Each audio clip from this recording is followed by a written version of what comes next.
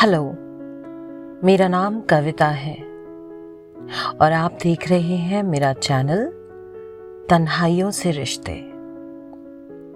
दरअसल ये मेरी एक कविताओं की किताब भी है जो बहुत सारे ऐसे जज्बात बयां करती है। दोस्तों, अगर आप नए हैं और आपने इस चैनल को सब्सक्राइब नहीं किया है तो फौरन से अपनी एक प्यारी सी उंगली उठाइए और मेरे चैनल को सब्सक्राइब कर दीजिए। टूटते हुओं का कोई सहारा नहीं होता, टूटते हुओं का कोई सहारा नहीं होता, और मैं खामखा टूटते तारों से दुआएं मांगती रही। नमस्ते दोस्तों, क्या हाल है आपका? तो मैंने टूटते तारों से क्या सुना, क्या कहा, आपको 2 लाइनों में कह दिया। आज हम बात करेंगे, एक जिद हो जाती है ना, जब आपको मोहब्बत आपकी छोड़ के जाती है तो आप जिद्दी हो जाते हैं। एक समय आता है, एक टाइम पीरियड होता है जहाँ आप उस चीज़ को जज्ब नहीं कर पाते कि अब वो मेरी ज़िंदगी में नहीं है। जिसका थामा था हाथ, अब वो हाथ मैं वापस महसूस नहीं कर पाऊंगी। अब वो कांधा नहीं होगा जिस पर मैं अपने आंसू बहाया करती थी या जिसको मैं गले से लगाया करती थी। तो एक ना हमारे अंदर एक खींच सी हो जाती है, जिद हो जाती है, शायद उसको थोड़ा बहुत हम कहें मोमेंट्री, हमें नफरत सी हो जाती है। कुछ नफरत अपने से कि हमने, अरे कैसे हमने इसको खुदा बना लिया, ये तो उस लायक था ही नहीं। सब लोग कहते हैं कि मेरी आंखें बंद थी और मुझे पता ही नहीं था ये इंसान कुछ और है। तो इस पर भी मैंने कुछ 2 लाइनें लिखी हैं। देखिए, अब दर्द है तो दवा भी चाहिए, वरना दर्द नासूर बन जाएगा। तो इन 2 लाइनों को हम दवा ही कह दें जो मैं अभी सुनाने वाली हूं आपको।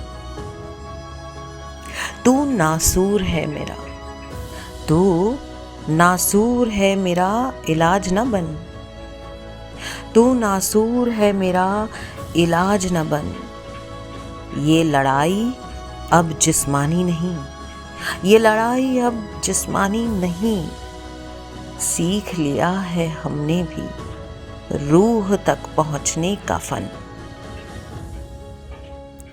जी हाँ, हम जब लड़ते हैं ना किसी के जाने के बाद, तो वो लड़ाई हमारे कमतर होने की भी होती है। हम सोचते हैं कि शायद वो हमसे बेहतर था, हम कमतर थे, हम इस लायक नहीं थे, हम नालायक थे, हम उसकी मोहब्बत के काबिल नहीं थे। बहुत सारी ऐसी we undergo a lot of feelings जिसमें हमें ऐसा लगता है कि हम अपने आप को अंडर एस्टिमेट करते हैं, अंडररेट करते हैं, हम शायद वीक हो जाते हैं। और इसका एक बेहतर एक शब्द है अंग्रेज़ी में, वी गेट वल्नरेबल। और जब आपकी अंदरूनी ताकत क्षीण हो जाती है तो आपका ढाढ़स भी टूटने लगता है। पर मुझे ऐसा लगता है कि इससे भी गुजरना ना बहुत बढ़िया होता है, क्योंकि अगर हम देखिए, क्रिएटिव इंसान जो होता है ना, वो अपनी हर दर्द, हर खुशी, हर लम्हे को पूरा जीता है। और जी करके जब आप पलट के देखते हैं उसको, तो एक वक्त आता है जब आप सम पे आ जाते हैं। ना काहू से दोस्ती, ना काहू से बैर, आप ना शांत हो जाते हैं। पर उथल पुथल तो होती है, इससे मैं बिल्कुल इनकार नहीं करूँगी। अब एक और मैं 2 लाइनें आपको सुनाना चाहूँगी। आज शायद 2 लाइनों के मैंने बहुत सारी चीज़ें आपको सुनानी है, तो एक तीसरी 2 लाइनें और। मुसलसल जिसके अश्कों को हम पिया करते थे, मुसलसल जिसके अश्कों को हम पिया करते थे, वो आजकल हर महफिल में हमसे अनजान बन मिला करते हैं। मुसलसल जिसके अश्कों को हम पिया करते थे, वो आजकल हर महफिल में हमसे अनजान बन मिला करते हैं। 2 लाइनें और। यूं नीले आसमां ने पिया काला बादल, यूं नीले आसमां ने पिया काला बादल, वो दिल पिघलाता गया, वो दिल पिघलाता गया, वो दिमाग से घोलता गया। तो जी हाँ, कभी कभी 2 लाइनों में भी बहुत सारे जज्बात बयां होते हैं, पर ठीक है, ये सबका अपना अपना एक अपने आप को शांत करने के ना बहुत तरीके होते हैं। और मेरा तरीका है जो मैं महसूस करी उसे फटफट लिख दूं, क्योंकि अगर लिखने के बाद ना मैं एक टाइम पीरियड ले लेती हूँ तो वो जो एक उस मोमेंट का जो एक गश होता है ना उस इमोशन का, वो शांत हो जाता है। इसलिए अक्सर हमारे जो माता पिता हैं वो कहते हैं ना, या बड़े लोग जो बुज़ुर्ग हैं वो कहते हैं कि अगर आप किसी भी आवेश में हो, या तो आप मोहब्बत में हो, या आप किसी भी मोमेंट में हो, मोमेंट ऑफ रश में हो, जहाँ आपके जज्बात जो हैं आपके दिमाग से ज़्यादा हावी हों, उस वक्त हमें थोड़ा रुक जाना चाहिए। और ये थोड़ा रुकना ही शायद बह जाने का एक पर्याय हो, क्योंकि उसके बाद हम शायद बेहतर सोच पाएं।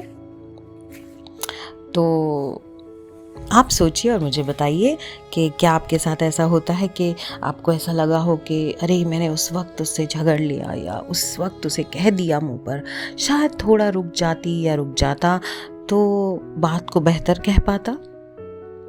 अब देखिए, ज़बान जो है ना एक ऐसी चीज़ है जिसे बड़ा एहतियात से बरतना चाहिए। पर मैं ये भी बात आपकी मानूंगी कि कभी कभी आप इतने आवेश में होते हो कि आप सोचते हो कि नहीं सुनना मुझे किसी की, मुझे अभी इसी वक्त इसी इंसान को बताना है कि वो गलत है, वो झूठ बोल रहा है या बोल रही है। आप उसी वक्त उस चीज़ का परिणाम चाहते हैं, आप उसी वक्त उसको जवाब दे देना चाहते हैं।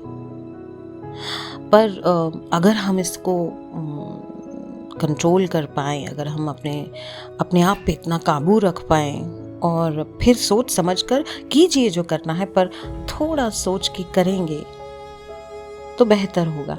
पर देखिए, मैं क्या सही क्या गलत ये नहीं बोलती कभी, क्योंकि अपना सही और गलत आप खुद तय करिए।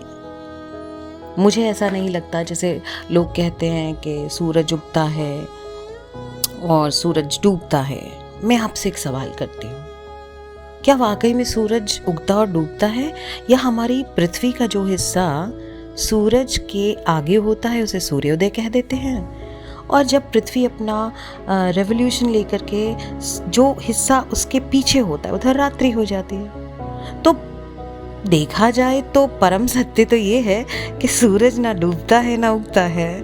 तो देखिए, मानक सत्य और हमारा सत्य ये 2 अलग बातें हैं। ज़रूर मुझसे शेयर कीजिएगा अगर आपको इसमें कोई त्रुटि नज़र आए या आपके कोई विचार हों, तो मुझसे बात ज़रूर कीजिएगा, अपने कमेंट्स दीजिएगा। पता नहीं क्यों मुझे ऐसा लगता है मुझे आपसे बहुत कुछ जानना है, आपसे बहुत बातें करनी है। आप मुझे ऐसा लगता है मेरे अपने हो गए हैं, मेरा अपना एक परिवार हो गया है। और मानिएगा, परिवार से बेहतर और परिवार से ज़्यादा जानकार और आपके सुख दुख का साथी कोई नहीं होता। फिर मिलने की आशा में अपना ख्याल रखिए और शब खैर, नमस्ते।